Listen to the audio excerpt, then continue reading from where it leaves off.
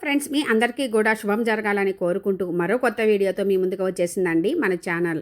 ఈరోజు మనం ఈ వీడియోలో 2026వ సంవత్సరము అధిక జ్యేష్ఠ మాసము జూన్ నెలలో అమావాస్య కలిసి వచ్చిన సోమావతి అమావాస్య ఏ రోజున వస్తుంది, మరియు 3 సంవత్సరాలకు ఒకసారి వచ్చేటటువంటి ఈ అధిక మాసంలో వచ్చే అందులో అమావాస్య కలిసి వచ్చిన రోజు విశిష్టత, ముఖ్యంగా ఈరోజు ఏమి చేయాలి, విశిష్టత మరియు ఎవరిని పూజించాలి, దానాలు, ముఖ్యంగా అసలు ఈరోజు ఏమి చెయ్యాలి అనేది క్లియర్గా ఈ వీడియోలో చూద్దామండి.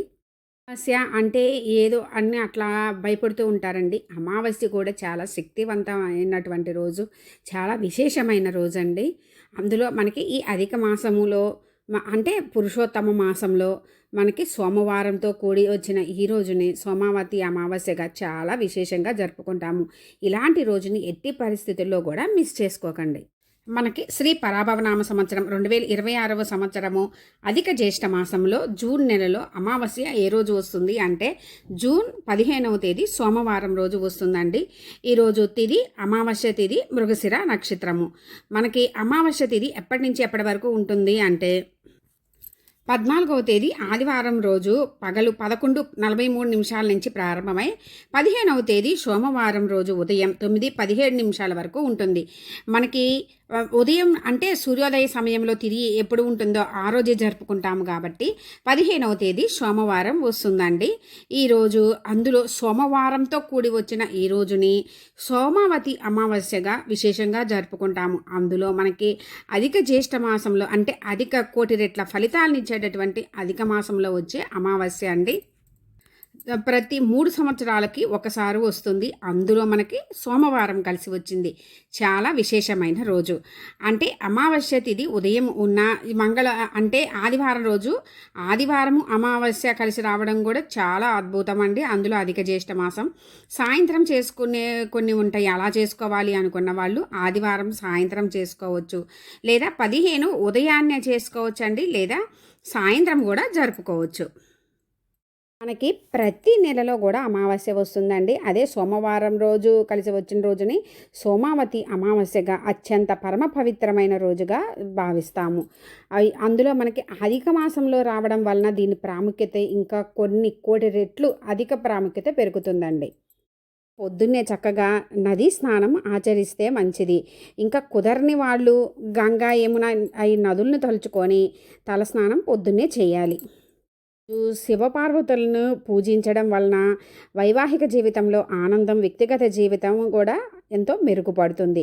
ఈరోజు అందులో ఈ పురుషోత్తమ మాసంలో చక్కగా మనము ఆ పార్వతీ పరమేశ్వరులను మరియు విష్ణుమూర్తి, లక్ష్మి అమ్మవారిని విశేషంగా పూజించుకోవాలి. ఈరోజు కనుక పూజిస్తే మనకి అధిక రెట్ల ఫలితాలు కలుగుతాయండి. ఇంకా ముఖ్యంగా ఈరోజు శివుడికి అభిషేకం చేయించుకుంటే చాలా మంచిది. ఆలయాల్లో చేయించుకోవచ్చండి, ఇంట్లో కూడా చక్కగా చేసుకోవచ్చు పంచామృతాలతో స్వామివారిని. ఇంకా ముఖ్యంగా ఈరోజు సోమవారం రోజు ఆ పరమేశ్వరునికి బిల్వదళాలు, మారేడు పత్రాలు వీటితో పూజ చేసుకొని చక్కగా అష్టోత్తరము చదువుకోవచ్చు. స్వామివారికి సంబంధించినవి, లక్ష్మీ అమ్మవారికి సంబంధించినవి మరియు విష్ణు సహస్రనామం పఠనం చేసినా కూడా చాలా మంచిది. ముహూర్తంలో నదీ స్నానము, ధ్యానాలు చేయడము, ఇంకా మనము ఈరోజు కుదిరితే ఉపవాసం ఉన్నా కూడా చాలా విశేష ఫలితాలు కలుగుతాయి.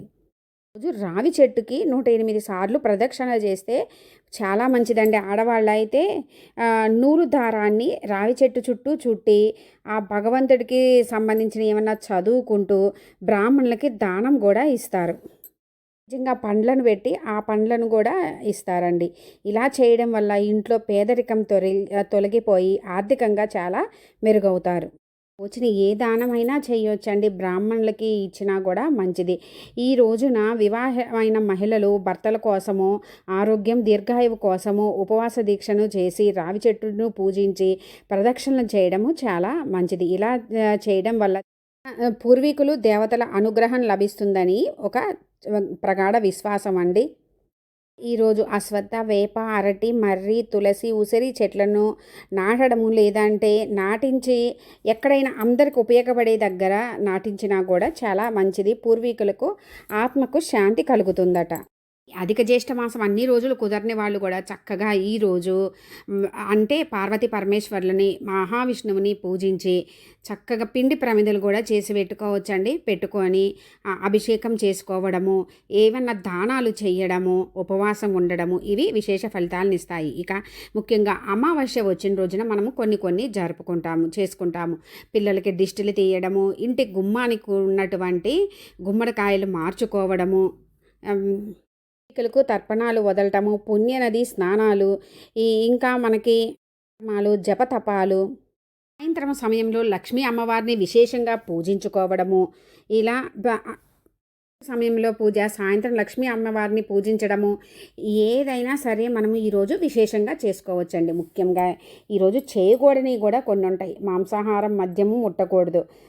రాత్రిపూట అన్నం అనేది తినటం మానేసి పాలు లేదా పండ్లు తీసుకోవడం మంచిది. ఇంకా ప్రయాణాలు కూడా ఈ రోజుల్లో చేయకపోవడం మంచిదండి.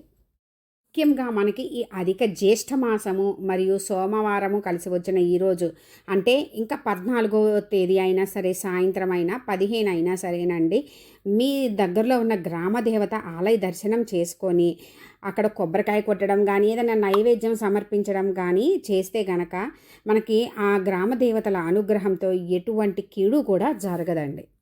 ఫ్రెండ్స్, మనకి అధిక జ్యేష్ఠ మాసము మరియు అమావాస్య సోమవారం కలిసి వచ్చిన ఈరోజు ఏం చేయాలి అనేది క్లియర్గా తెలిసింది కదా ఫ్రెండ్స్. మీకు ఇంకా ఏమైనా డౌట్స్ ఉంటే కామెంట్ సెక్షన్లో అడగండి ఫ్రెండ్స్, రిప్లై ఇస్తాను. విశేషంగా వస్తున్న ఈరోజు మీ శక్తి కొలది భక్తి శ్రద్ధలతో మనస్ఫూర్తిగా ఆ స్వామివారిని అమ్మవార్లని పూజించుకొని వారి అనుగ్రహంతో మీకు అన్నింటి విజయం చేకూరాలని కోరుకుంటున్నాను ఫ్రెండ్స్. Thanks for watching.